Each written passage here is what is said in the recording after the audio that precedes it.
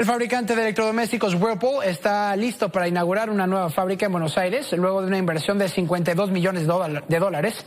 Tiene planes de exportación de más del 70% de la producción local. Esto de acuerdo con Joao Carlos Brega, jefe de América Latina de la firma, en donde da a detallar que la planta va a emplear a unos 400 trabajadores. Van a producir así 300,000 lavados y lavadoras cada año, con un valor de 50 millones a toda América Latina, principalmente a Brasil.